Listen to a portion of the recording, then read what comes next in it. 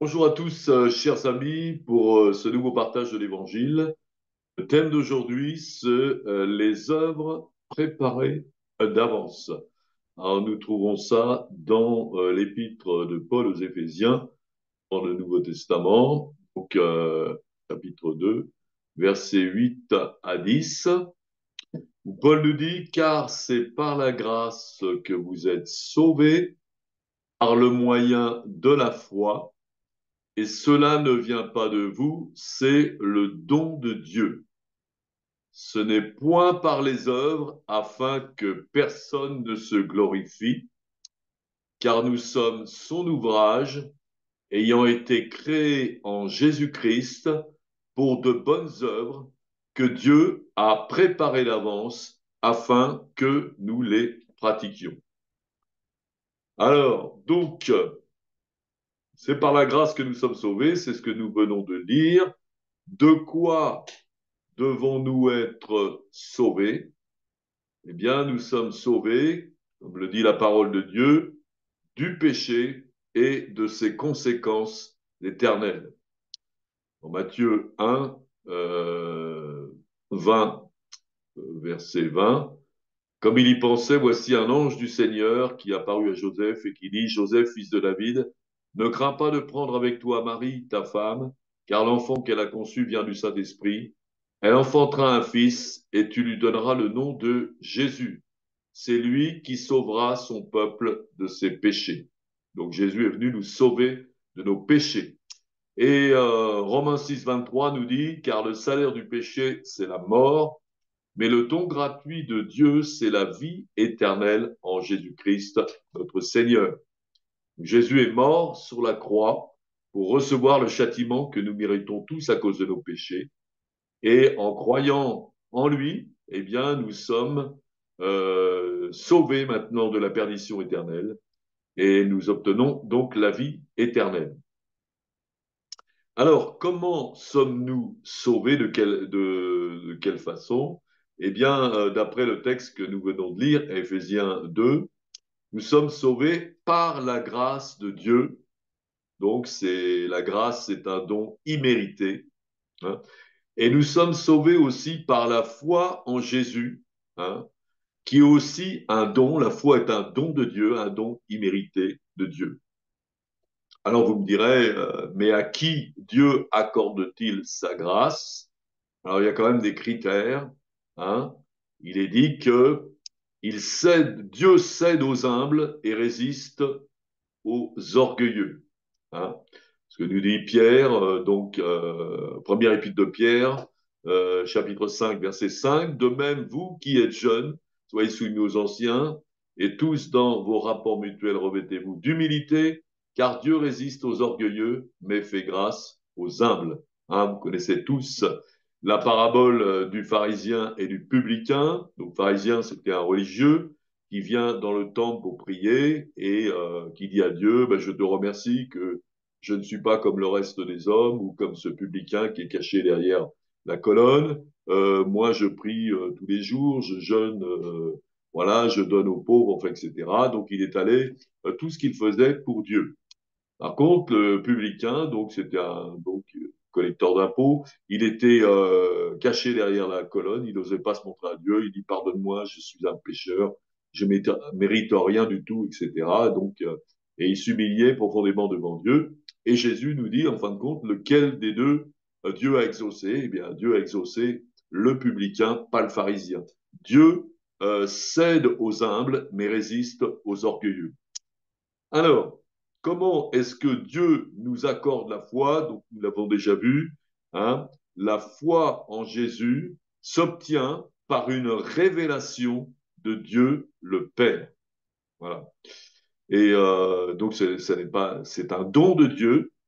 Et c'est Jésus qui nous dit aussi dans l'évangile de Jean, chapitre 6, verset 65, c'est pourquoi je vous ai dit que nul ne peut venir à moi si cela ne lui a été donné par le Père. Donc c'est le Père, Dieu le Père, qui va attirer les âmes et qui va leur révéler qui est réellement Jésus, le Fils de Dieu, mort sur la croix pour nos péchés et ressuscité les morts. Alors, quel est le mérite pour nous d'avoir été sauvés? Eh bien, il n'y a aucun mérite puisque tout est grâce et don de Dieu. Hein, donc, on n'a pas des œuvres. Dieu se base pas sur nos œuvres, mais Dieu se base donc sur l'œuvre de Jésus sur la croix. Alors, et comment donc la majorité des gens, en général, pensent aller au paradis? Donc, il y a beaucoup d'évangélisation dans les rues. Et quand on nous demande si ils sont sûrs d'aller au paradis, donc en général, ils font référence à leurs œuvres, au bien qu'ils font. Par exemple, comment la majorité des catholiques peuvent être sauvés? Eh bien, ils pensent être sauvés par leurs œuvres, le fait de donner aux pauvres, le fait d'aller à la messe, de prendre l'hostie tous les dimanches, de faire pénitence, de dire le chapelet, de donner à l'église, etc. Donc, c'est de cette façon qu'ils pensent être sauvés. C'est pourquoi, donc, ils ne sont jamais sûrs de leur salut éternel, parce que, donc, si on se base sur les œuvres, on ne sait pas combien il faut faire d'œuvres, et si on en a fait assez. Alors en général, donc, les catholiques n'ont pas l'assurance de leur salut. Hein. C'est la même chose pour les témoins de Jéhovah. Hein. Les témoins de Jéhovah, donc, ils pensent être sauvés, mais ils le font en faisant des œuvres, hein, notamment le fait d'aller visiter les gens dans les maisons, aller leur annoncer l'évangile. C'est une obligation pour les témoins de Jéhovah, et donc c'est ce qui va établir leur salut, mais ils ne sont jamais sûrs de leur salut parce que, évidemment, ils ne savent pas si ils en font assez. Et d'ailleurs, ce que Jésus disait aux religieux de ce temps-là, il leur dit, malheur à vous, scribes et pharisiens hypocrites, parce que vous parcourez la mer et la terre pour faire un seul prosélyte, et quand il est devenu, vous en faites un fils de la géhenne 2 fois plus que vous. Voilà. Donc, c'est pas comme ça non plus, parce que leur espérance repose sur leurs œuvres. Et nous ne sommes pas sauvés par les œuvres, comme on l'a montré. Comment aussi la majorité, c'est pareil pour les musulmans, comment les musulmans peuvent être sauvés? Eh bien, ils peuvent être sauvés par leurs œuvres, leur pratique, par exemple, de tous les piliers de l'islam, pratique des piliers de l'islam, et aussi l'histoire de la balance, hein, que nous trouvons dans le Coran, la sourate 101 au verset 6, 7, 8, 9, qui parle d'une balance. D'un côté, il y a les bonnes œuvres et d'un côté, les mauvaises. Et si les bonnes œuvres sont plus lourdes que les mauvaises œuvres, c'est bon, on va au paradis. Et si c'est le contraire, on va en enfer. Là aussi, c'est une question d'œuvre. Mais comme tous les autres, ils ne savent pas s'ils font assez d'œuvres. Donc, il n'y a aucune assurance de leur salut. Hein. D'ailleurs, souvent, je leur pose cette question. Si vous passez au tribunal, en France, par exemple, vous êtes jugé pour les bonnes ou pour les mauvaises œuvres. Hein. Donc, au tribunal, on est jugé, évidemment, on est condamné pour les mauvaises œuvres, pas pour les bonnes. Bon, et alors c'est la même chose aussi pour les athées, parce que vous avez des tas de gens qui sont athées, donc en principe, bon, ils ne croient pas en Dieu, ils ne croient pas forcément ni au paradis ni à l'enfer, mais ils se disent, bon, si jamais ça existe, moi je suis quand même quelqu'un qui fait les bonnes choses, donc si Dieu est juste, ben, il m'emmènera au paradis. Mais ça ne marche pas comme ça, en fin de compte, puisque le paradis, on l'a déjà vu, c'est une relation éternelle avec Dieu et avec Jésus-Christ, donc c'est une communion avec Dieu et avec Jésus-Christ. Donc quelqu'un qui ne veut pas de communion avec Dieu, avec Jésus-Christ, il n'a aucune chance d'aller au paradis, puisque le paradis, c'est ça. Alors, donc, je rappelle donc le thème de ce partage, car nous sommes son ouvrage, c'est Paul qui parle, Éphésiens 2,10, ayant été créés en Jésus-Christ pour des bonnes œuvres que Dieu a préparées d'avance, afin que nous les pratiquions. Alors, quand est-ce que nous avons été créés en Jésus-Christ? Eh bien, nous sommes devenus une nouvelle personne, créée en Jésus-Christ, seulement le jour où nous nous convertissons à Christ à ce moment-là, nous devenons une nouvelle personne, une nouvelle créature. Donc, c'est à partir du moment où nous croyons en Christ que nous sommes devenus une nouvelle créature. Ce que dit donc l'épître de la deuxième épître de Paul aux Corinthiens, chapitre 5, verset 17. Si quelqu'un est en Christ, c'est-à-dire converti en Christ, Christ vivant en lui, il est une nouvelle créature. Les choses anciennes sont passées, voici toutes choses sont nouvelles. Donc tout le passé, c'est terminé, nos péchés, bon, c'est réglé, hein, et nos problèmes et tout, nous sommes devenus une personne différente, capable d'accomplir la volonté de Dieu, ce que nous n'étions pas avant. Alors, et pour quelles raisons donc Dieu a fait de nous des nouvelles créatures, d'après Éphésiens 2,10?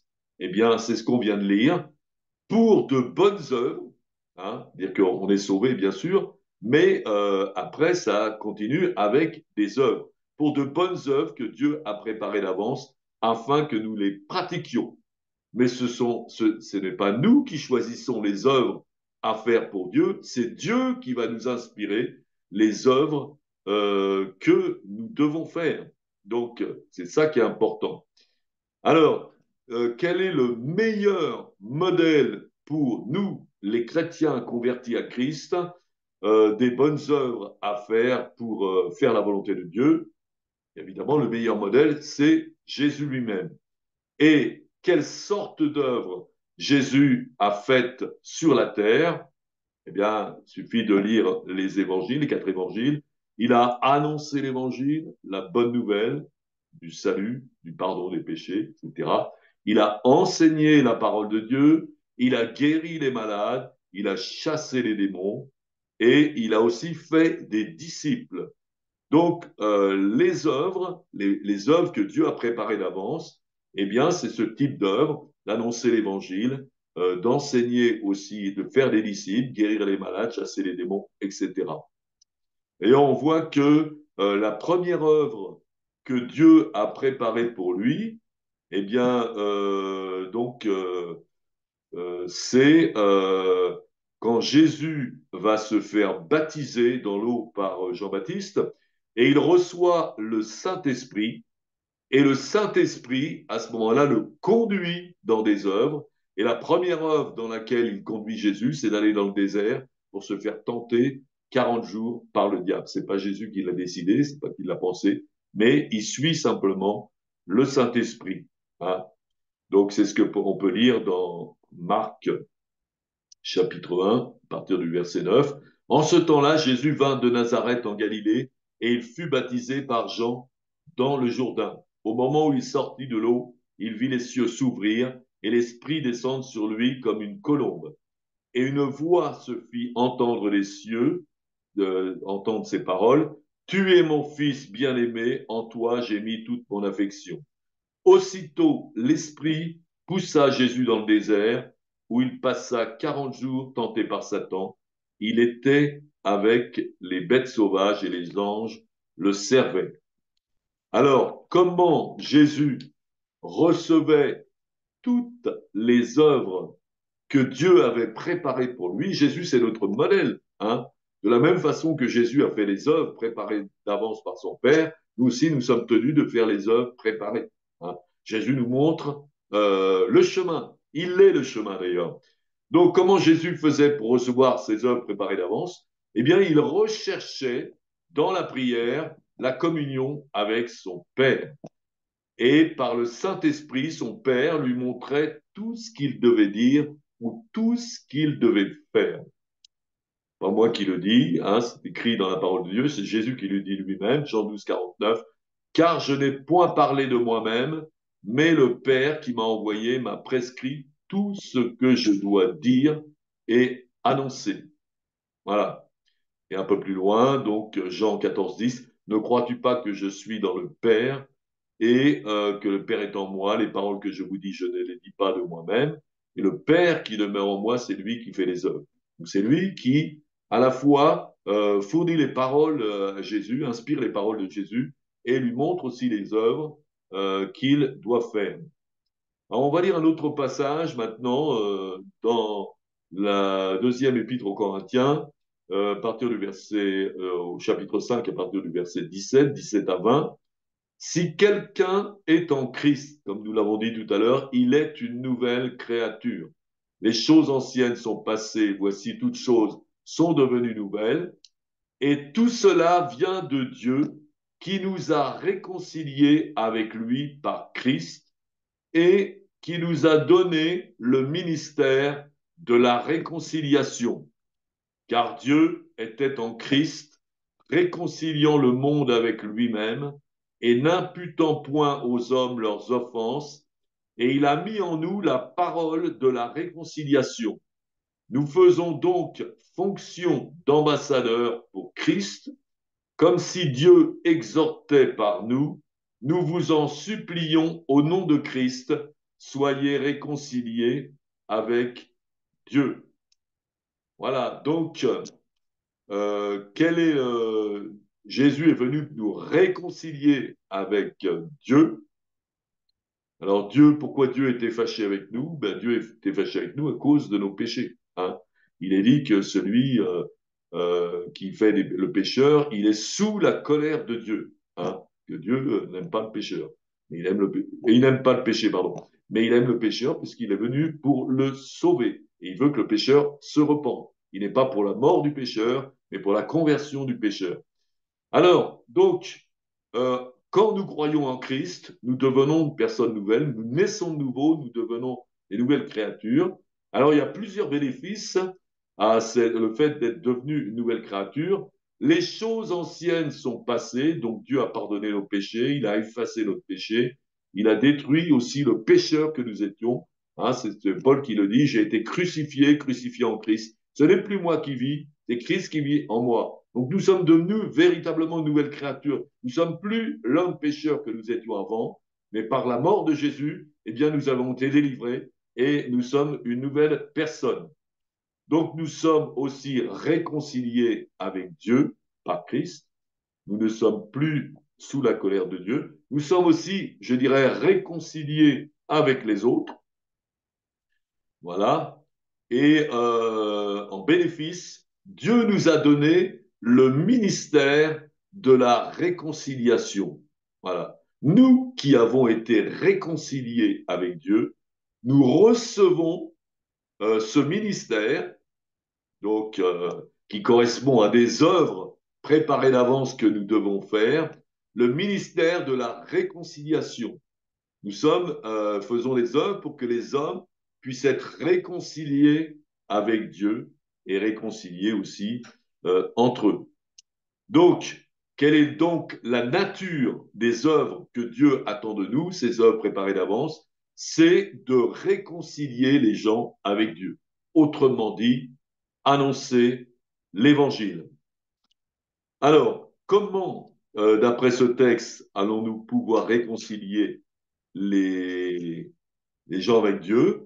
Donc, eh bien, à travers donc ce ministère que nous avons reçu et cette parole que Dieu met dans notre cœur, Dieu va nous donner la parole, une parole inspirée par le Saint-Esprit qui va apporter la réconciliation que Dieu a mis en nous par le Saint-Esprit. Alors, on va lire toujours dans le même chapitre, 2 Corinthiens 5, 9 à 11. C'est pour cela que nous nous efforçons de lui être agréables, soit que nous demeurions dans ce corps, soit que nous le quittions, car il nous faut tous comparaître devant le tribunal de Christ, afin que chacun reçoive selon le bien ou le mal qu'il aura fait, étant dans son corps, connaissant donc la crainte du Seigneur, nous cherchons à convaincre les hommes. Voilà. Donc là, il est parlé du tribunal de Christ. Alors, ce n'est pas le jugement dernier. Hein, le jugement dernier, d'un jugement, effectivement, où tous les hommes de la terre seront jugés. Mais le tribunal de Christ, eh bien, Paul, dans ce chapitre, s'adresse à des chrétiens. C'est les gens qui ont été réconciliés avec Dieu, mais qu'ils seront jugés sur ce qu'ils ont fait en tant que disciples de Jésus, en bien ou en mal. Donc, euh, la parole de Dieu nous dit dans ce verset 11 que nous venons de lire, connaissant donc la crainte de Dieu, nous cherchons à convaincre les hommes. Donc, si quelqu'un a la crainte de Dieu, il va lui obéir. Et qu'est-ce qu'il fait? Il cherche à convaincre les hommes. Donc, quel est le bien en tant que disciples de Christ sommes-nous censés faire sur cette terre? Eh bien, convaincre les hommes pour qu'ils soient, eux, pour qu'ils croient en Jésus et soient réconciliés avec Dieu. Voilà. Donc ça, c'est le bien que nous sommes censés faire. Et quel est le mal qui nous sera reproché? Eh bien, le mal qui nous sera reproché, c'est de ne pas le faire ou de mal le faire. Hein? C'est comme la parabole des talents.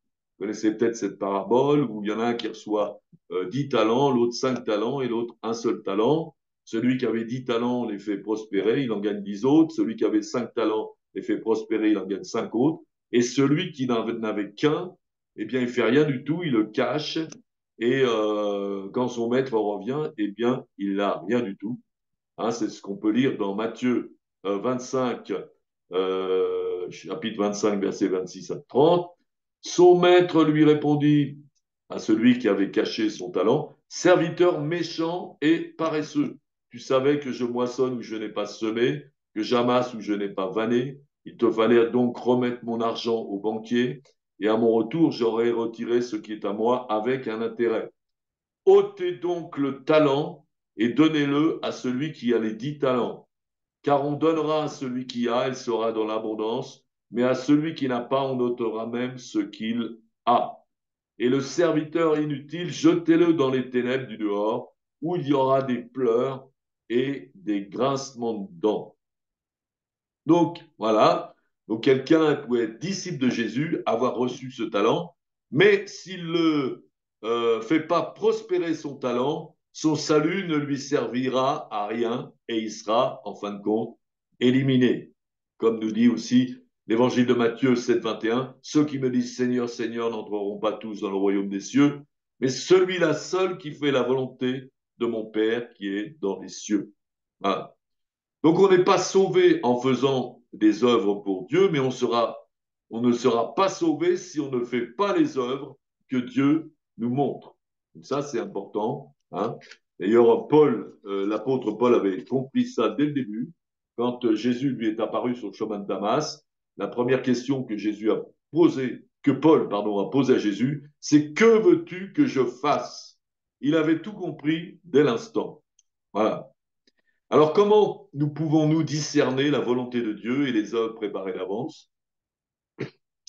Bon, on peut les discerner eh bien, en lisant, bien sûr, l'Évangile, en lisant la parole de Dieu, hein, avec le Saint-Esprit qui est en nous et qui nous révèle le véritable sens de la parole de Dieu et qui nous donne cette révélation et qui nous permet d'entrer dans ces œuvres préparées d'avance. Voilà ce que nous dit Romains 12, 2. Ne vous conformez pas au siècle présent, soyez transformés par le renouvellement d'intelligence, afin que vous discerniez quelle est la volonté de Dieu, ce qui est bon, agréable et parfait. Et tout ça nous arrive par le Saint-Esprit. Hein. C'est pour ça que Paul priait pour les chrétiens de cette façon. C'est pour cela que, dans Colossiens 1,9, c'est pour cela que nous aussi, depuis le jour où nous avons été informés, nous ne cessons de prier Dieu pour vous et de demander que vous soyez remplis de la connaissance de sa volonté en toute sagesse et intelligence spirituelle. Donc ça demande vraiment de la prière aussi, communion avec Dieu pour qu'il nous, pour recevoir maintenant, eh bien la révélation de toutes ces œuvres qu'il attend pour nous, hein, parce que donc nous avons tous des œuvres préparées pour nous, pour chacun. Alors, on va lire maintenant Matthieu chapitre 7, verset 22. Donc, il y a aussi le fait, comme je l'ai dit tout à l'heure, donc nous devons faire les œuvres que Dieu a préparées, mais nous devons les faire aussi de la bonne façon. Alors, Matthieu 7, 22, plusieurs me diront en ce jour-là, Seigneur, Seigneur, n'avons-nous pas prophétisé par ton nom? N'avons-nous pas chassé des démons par ton nom? N'avons-nous pas fait beaucoup de miracles en ton nom? Alors je leur dirai ouvertement, je ne vous ai jamais connu. Retirez-vous de moi, vous qui commettez l'iniquité. Donc ces gens évangélisés, on pourrait dire, ils faisaient les œuvres que Dieu voulait, ils faisaient les miracles, mais ils sont rejetés par Jésus. Et pourquoi? Ben, ce texte nous le dit. Premièrement, parce qu'ils commettaient l'iniquité. L'iniquité, c'est le péché. Hein, donc on peut pas servir Dieu en commettant le péché. Hein, donc il faut servir Dieu de la bonne façon, avec un cœur pur. Euh, et parce que Jésus ne les a pas connus, parce que ces gens, justement, n'avaient pas de relation avec Jésus. Nous devons être totalement, rechercher totalement cette communion avec le Père et avec Jésus pour recevoir toutes ces choses. C'est comme ça qu'on va connaître. Et c'est en obtenant, en écoutant la parole de Dieu, en recevant les paroles que Dieu nous dit, en recevant les œuvres préparées d'avance, qu'on va connaître véritablement Jésus et Dieu et ce qu'il veut. Donc à ce moment-là, on va marcher en communion avec lui. Hein, Jésus qui disait à ses disciples, euh, euh, je ne vous appelle plus serviteur, parce que le serviteur ne connaît pas donc la volonté de son maître, mais je vous appelle ami, parce que justement, je vous fais part ma volonté. Et donc, on marche en communion avec Jésus. Et on peut faire des œuvres pour Dieu sans marcher en communion avec Dieu.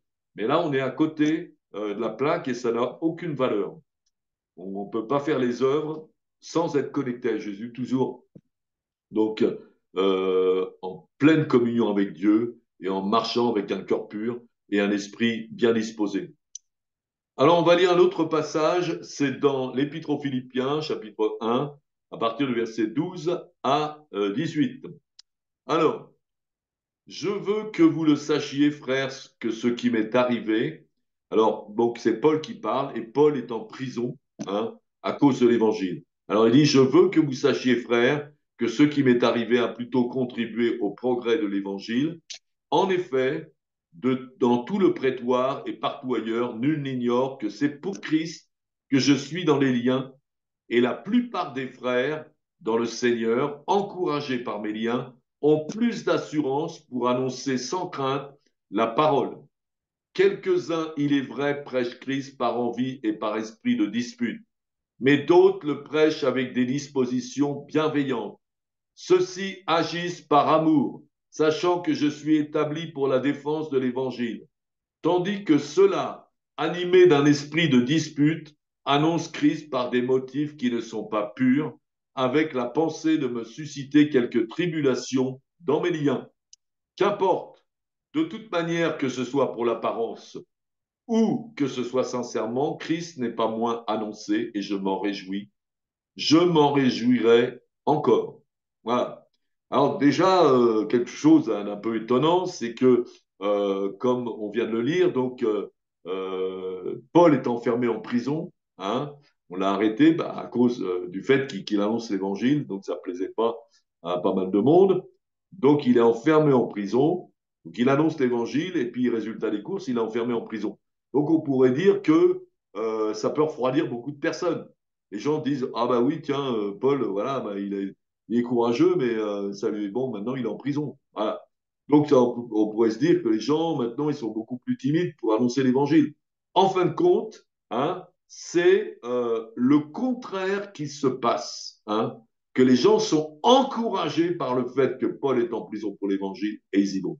Alors ça paraît étonnant, ça paraît paradoxal. Alors, je voudrais vous expliquer ce phénomène à travers une petite histoire.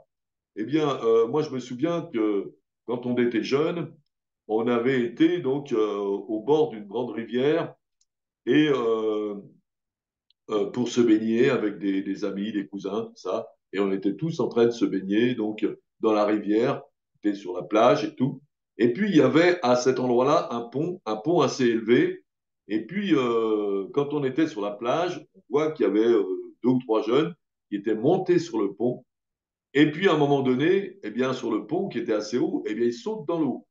Alors évidemment, c'est jeune, c'était un défi, tout ça. On se parle entre nous, dit ouais, bon, ben, venez, on va le faire, on va aller monter sur le pont, puis on va sauter.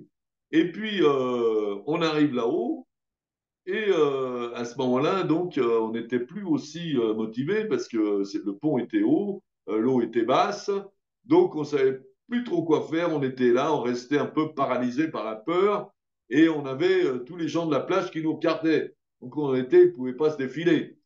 Et puis finalement, il y en a un qui a d'un seul coup enjambé le pont et qui est sauté. Et du coup, tout le monde a sauté. Voilà. Donc, tout ça pour vous montrer que le courage de l'un va entraîner le courage des autres.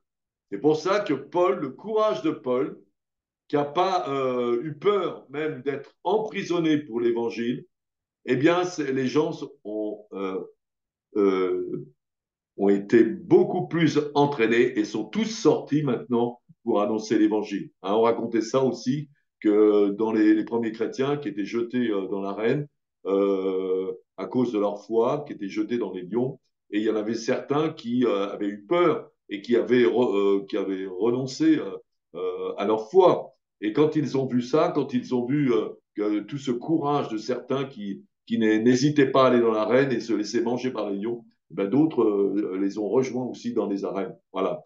Le courage des uns entraîne le courage des autres. Bon, alors, on a vu dans ce texte que la plupart des gens annoncent l'évangile, donc suite à ce que ça fait Paul. Et en fin de compte, il y a différentes motivations. Hein. Donc, les autres, les premiers sont encouragés à annoncer l'évangile, encouragés par le fait que Paul soit en prison, et ils le font, comme il est écrit, par amour, avec des motivations bienveillantes, bonnes motivations. Ils veulent faire du bien. Ils sont connectés avec Jésus. Ils sont en communion avec Jésus, conduits par le Saint-Esprit. Ça, ce sont les œuvres que Dieu a préparées d'avance. Les œuvres que Dieu a préparées d'avance, c'est les œuvres qui sont connectées avec Dieu. Et quand vous les faites, vous le savez. Hein. Donc c'était il y a 2 jours, on est allé évangéliser dans les rues au Puy, et puis donc parler à beaucoup de personnes. Et, et ce jour-là, j'étais rempli d'une joie extraordinaire. Hein. C'était vraiment le Saint-Esprit, l'Esprit de Dieu. Je savais que j'étais connecté à Jésus. Et ça, c'est très puissant. Quand vous faites les œuvres qui sont préparées par Dieu d'avance, eh bien, vous êtes aussi rempli du Saint-Esprit. Et vous avez cette joie, cette paix du Saint-Esprit et cette assurance aussi pour annoncer l'Évangile. Donc ça, c'est la bonne façon de faire les œuvres préparées d'avance. Hein. Les autres euh, annoncent l'évangile dans quel but? Dans le but de faire du mal à Paul. Il dit, tiens, il est en prison, il peut rien faire, c'est lui le grand évangéliste. Là, il est complètement coincé, on veut lui montrer que nous, on fait mieux que lui. Donc, c'était par esprit de dispute, par esprit de rivalité. Hein. Et ça, c'est très mauvais. Ils veulent faire du mal à Paul, en réalité. Ils ne sont pas connectés avec Jésus, pas conduits par l'Esprit, pas remplis de l'Esprit. Ce sont des œuvres qui sont pas préparées d'avance. C'est peut-être les mêmes que les autres, mais ceux-là sont disqualifiés. Alors, d'une certaine façon, pourquoi, malgré tout, Paul dit, bon, l'évangile est annoncé, il y en a qui l'annoncent bien, il y en a qui l'annoncent mal, mais de toute façon, c'est quand même bon parce que l'évangile est annoncé. Alors, pourquoi il va se réjouir que l'évangile est annoncé même mal? Bien sûr, il ne se réjouit pas que l'évangile soit annoncé mal, mais si quelqu'un l'annonce avec de mauvais sentiments, hein, mais s'il annonce correctement, les gens qui sont en face de lui peuvent croire en Jésus. Et c'est ça, c'est le résultat. Eux, personnellement, qui le font mal, sont disqualifiés, mais ils peuvent vraiment faire croire des gens qui les écoutent et qui écoutent simplement la façon dont ils peuvent être sauvés en écoutant l'évangile. Voilà. Donc,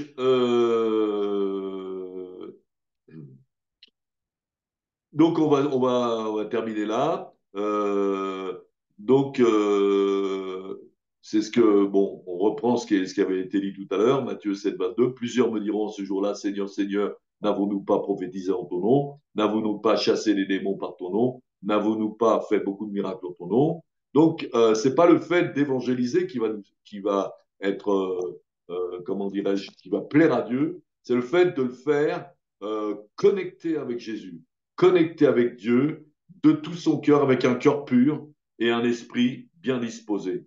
Hein. Si nous le faisons mal, eh bien, nous serons aussi disqualifiés. Il aurait mieux valu, à la limite, ne pas le faire.